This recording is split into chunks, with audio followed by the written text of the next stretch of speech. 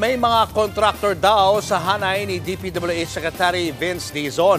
Ayon sa impormasyong narinig ni Congressman Leandro Leviste, habang sinisiwalat niya ng kongresista sa presscon, agad siyang tinawagan ng taga-DPWH. Nasa frontline ng balitang yan si Marian Enriquez.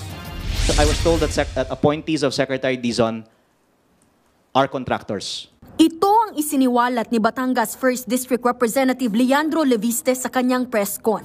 Aniya, narinig niyang may mga contractor sa team ni DPWH Secretary Vince Dizon. May mga appointee pa raw si Dizon sa DPWH na kontratista pero walang pinangalanan si Leviste. Hamon niya sa kalihim. I heard that Secretary Dizon and his team have connections with contractors.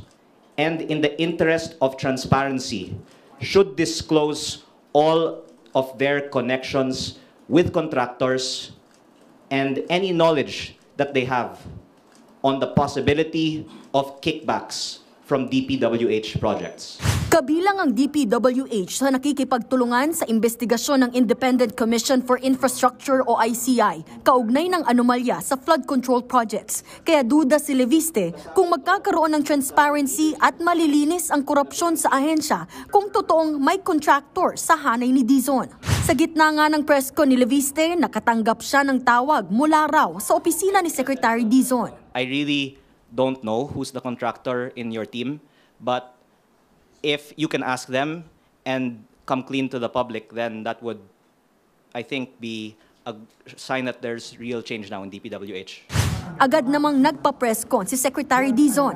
Nagpasalamat siya kay Leviste pero humiling na magbigay pa sana ng detalye ang kongresista. Sa pagkakaalam daw ni Dizon, walang koneksyon sa kontratista ang kanyang mga sinamang undersecretaries nang mailipat siya sa DPWH. Gayunman, pinangako ng kalihim na paiimbestigahan ang impormasyong narinig ni Leviste.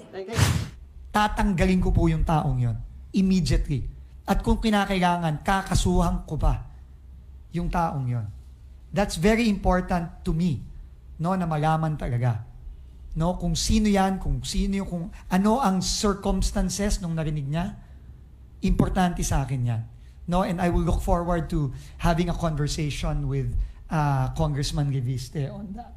No, so very clear, no? Hindi ko papalampasin yan kahit. Nagbabalita mula sa frontline, Marian Enriquez, News 5. Mga kapatid, Julius Babaw po. Para sa komprehensibo at makabuluhang balitaan at talakayan, mag-follow at mag-subscribe na sa social media pages ng News 5.